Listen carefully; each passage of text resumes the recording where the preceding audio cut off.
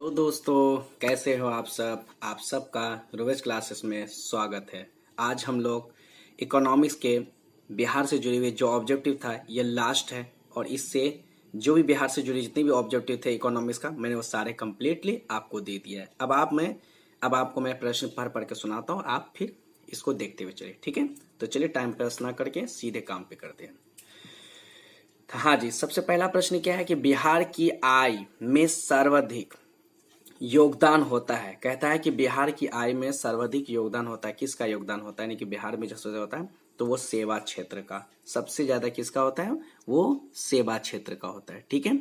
चलिए नेक्स्ट प्रश्न देखिए। तो इसका ए नंबर में ऑप्शन क्या दिया हुआ है, सॉरी, औद्योगिक क्षेत्र का या कृषि क्षेत्र का या सेवा क्षेत्र का या इनमें से कोई नहीं। तो जवाब इसका होगा सी, यानी कि सेवा क्षेत्र। चलिए दूसरा नंबर प्रश्न देखिए।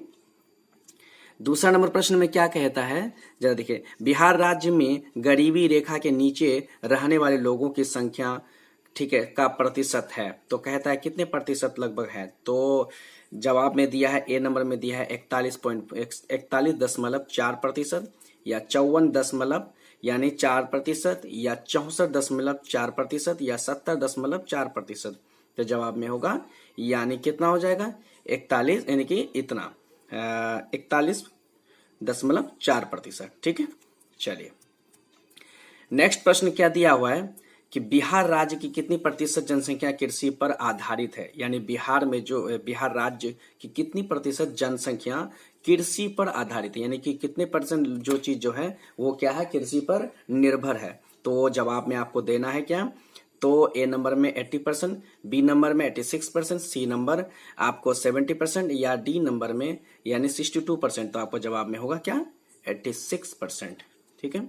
चलिए नेक्स्ट चौथा नंबर प्रश्न देखिए। सन 2012 से 2013 में बिहार में प्रति व्यक्ति आय कितनी थी। तो कहता है ए नंबर में दिया हुआ है क्या 28,317 रुपये, बी नंबर 26,455 रुपये, या सी नंबर 59,862 यानी कि 22 रुपये, या फिर 68,752 यानी कि 57 रुपये। तो आपको जवाब में ये लिखना है कितना 68,700 यानी कि 57 रुपये, ठीक है। चलिए नेक्स्ट प्रश्न कहता है कि 5 नंबर में कि बिहार में यानी संस्थागत वित्तीय संस्थाएं कितने प्रकार के हैं। ठीक है, ए नंबर में 1, 2, सी नंबर में 3, डी नंबर में 4। तो 4, ठीक है।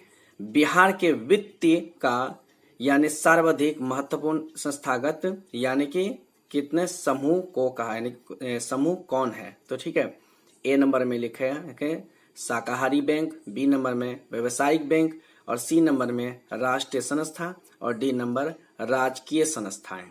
ठीक है, चलिए नेक्स्ट प्रश्न देखते हैं। तो इसका जवाब क्या होगा, बी नंबर यानी कि व्यवसायिक बैंक। अब आइए 7वां नंबर प्रश्न में क्या कहता है, बिहार क्षेत्रीय बैंक की संस्थापना किस वर्ष की गई। यानी कि कहता है कि बिहार में क्षेत्रीय बैंक की संस्थापना किस वर्ष में की गई थी। 1917, 1972, उसके बाद 1975 या 1980। तो जवाब में इसका होगा सी नंबर 1975। ठीक है, चलिए अब नेक्स्ट प्रश्न देखते हैं। नेक्स्ट प्रश्न में क्या दिया हुआ है कि कहता है 8वां नंबर, बिहार में राइट टू, ठीक है, सर्विस एक्ट यानी सेवा का अधिकार अधिनियम लागू हुआ। यानी कि अधिनियम जो लागू तो कब हुआ था, तो ए नंबर में दिया है 2011 ईस्वी में, या 2009 ईस्वी में, या 2012 ईस्वी में, या 2010वें ईस्वी में। तो जवाब में होगा 2011 ईस्वी में। चलिए अब हम लोग जो नेक्स्ट जो चलते हैं वो पेपर जो सब्जेक्ट है उसका नाम है ज्योग्राफी। ठीक है, इकोनॉमिक्स का जितने भी ऑब्जेक्टिव प्रश्न थे वो मैंने आपको बिहार से जुड़े हुए दे दिया। अब आइए अपने ज्योग्राफी पे, जिसको हम लोग भूगोल बोलते हैं। तो देखिए एक प्रश्न दिया हुआ कि बिहार की पहली नदी घाटी परियोजना कौन है। यानी बिहार की पहली नदी घाटी परियोजना कौन है। ये 2021 में बीएमए ने बोर्ड मॉडल पूछा था। ठीक है, बोर्ड मॉडल के तरह बिहार समिति मॉडल पेपर पूछा था इसको। ठीक है, तो जवाब होगा इसका ए नंबर में दिया हुआ है, गंडक नदी घाटी परियोजना, कोसी नदी घाटी परियोजना, या बागमती परियोजना, या सोन नदी घाटी परियोजना। तो जवाब में इसका है सोन नदी घाटी परियोजना। ठीक है, चलिए नेक्स्ट प्रश्न देखते हैं। कहता है कि इंद्रपुरी जलाशय परियोजना किस राज्य में है? कहता है इंद्रपुरी जलाशय परियोजना किस राज्य में है? तो बिहार, छत्तीसगढ़, केरल, असम। तो जवाब में होगा इसका बिहार। ठीक है, नेक्स्ट प्रश्न देखते हैं। नेक्स्ट प्रश्न में क्या कहता है कि बिहार में कितने प्रतिशत भौगोलिक क्षेत्र में वन का फैलाव है? यानी कहता है बिहार में कितने प्रतिशत भौगोलिक क्षेत्र में वन का फैलाव है। ये 2021 में यानी सेकंड टर्मिनल में यानी इस द्वितीय पाली में इसको पूछ लिया है, सेकंड सिटिंग में पूछा है। तो ए नंबर में दिया 15%, बी नंबर 20%, सी नंबर 10% और डी नंबर 7%। तो जवाब इसका हो 7%।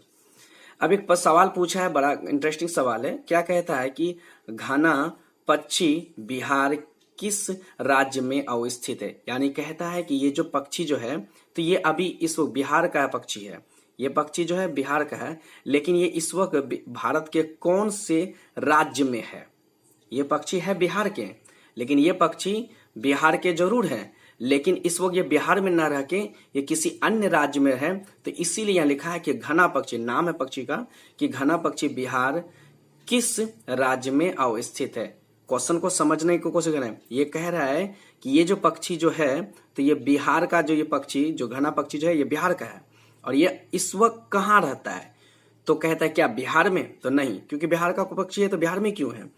तो बी नंबर में झारखंड, या सी नंबर में गुजरात, या डी नंबर।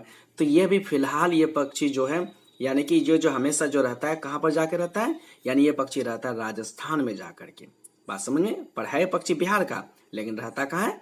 राजस्थान में। आइए से नेक्स्ट प्रश्न 13 नंबर।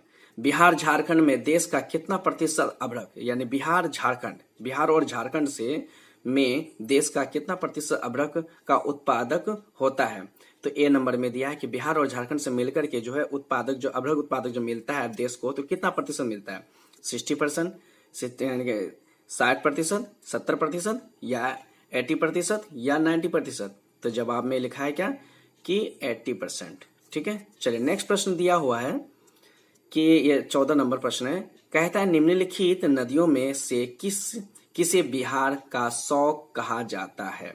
किस नदी को बिहार का शौक कहा जाता है? ये 2019 में यानी कि प्रथम पाली में पूछा था। ए नंबर में गंगा, बी नंबर में गंडक, सी नंबर में कोसी और डी नंबर में क्या कहता है? पुनपुन। तो इसका जवाब क्या होगा? कोसी।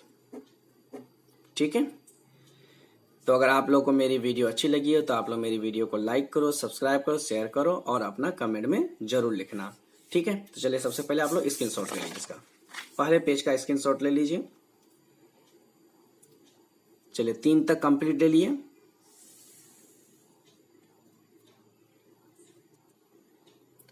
चलिए 6 तक कंप्लीट हो गया। चलिए 7 भी कंप्लीट हो गया।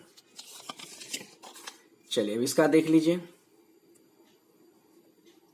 8 नंबर का, 8, 9 कंप्लीट है। चलिए 10, 11, 12 कंप्लीट है। चलिए 13 कंप्लीट है। चलिए फिर ठीक है, फिर मिलते हैं हम लोग नेक्स्ट क्लास में। तब तक के लिए जय हिंद।